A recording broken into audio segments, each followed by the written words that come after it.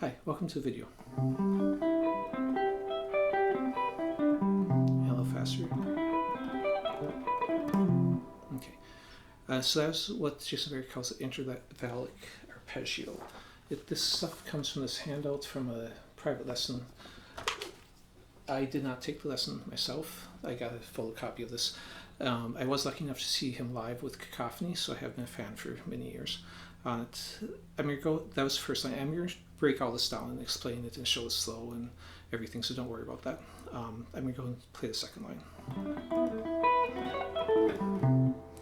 Okay, so that was basically combining two different fingerings. I'm also going to show how that first arpeggio can be played on any note of the key. So I'll extrapolate it to all 7 notes of the key, which will give 5 different fingerings, and I'll demonstrate all those. And I created my own lick using some of those. So this is that.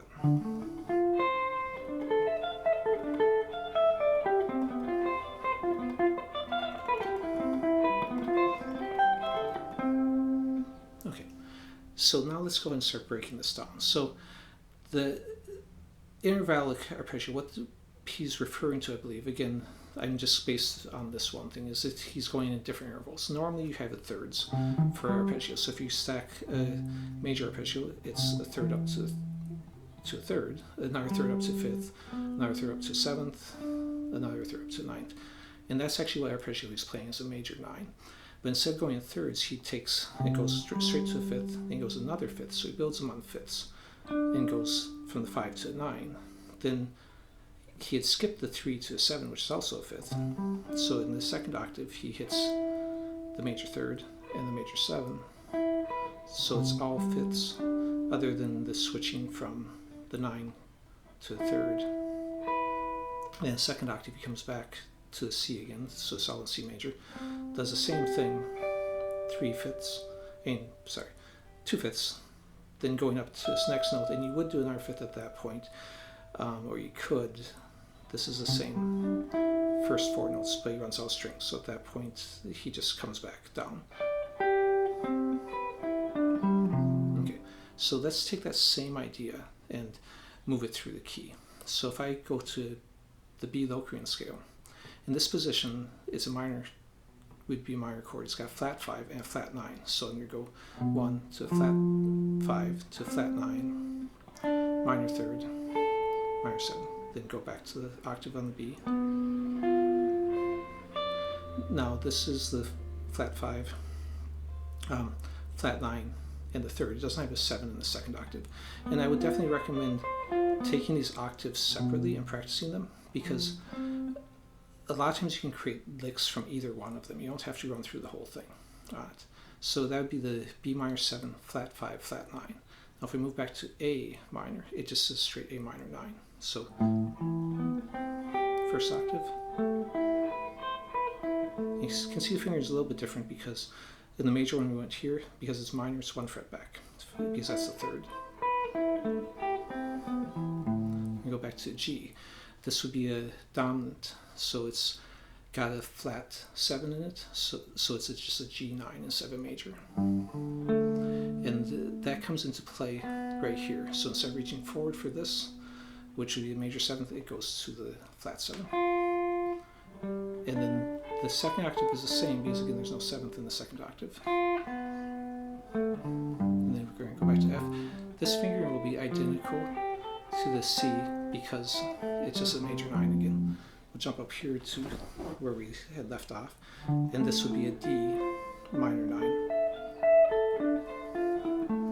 And then we go to E minor. This has flat 9, so it looks a little different. And then in the second octave, there's a flat 9 again, so again looks a little bit different. So that's all of the ones in the key. And when you're playing these, breaking these down and trying to improvise from them and work them right into your playing. And that's, you don't have to run through the whole thing like I was saying. Okay, I'm going to go and play the other licks slow. So if I play that second line from the application from the Jason Becker thing, he wrote it in E major. I'm going to move it back to C major, because the first line was in C major I think it'll be easier for you to see how he's changing it if we play it in the same key.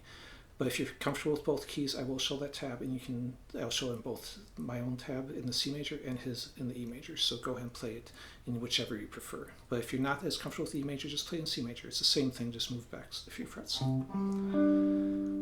So they're going down the regular thing. Instead of continuing here, I'm going to use this finger because he's then going to roll back to this note, into this. So now basically he's going into the A minor 9 fingering. And then he jumps forward to a C again. Now on his writing, he wrote the same way in the second octave. I'm going to change that just because I think it's easier, because if you do this, you have to string skip up to this note. So you're going the E, B, A, and then skipping up to the E. If you put this A note here instead, you can sweep straight across. If you like the string skipping, do the string skipping. My personal preference is the sweeping. And then they come back here, and then on his version, he just shows it cycling back to the beginning. So that's the second line. Let me go ahead and show you those 2 lines, and then so those are the 2 lines that we just worked on. Again, you can see that this was originally written on notebook paper.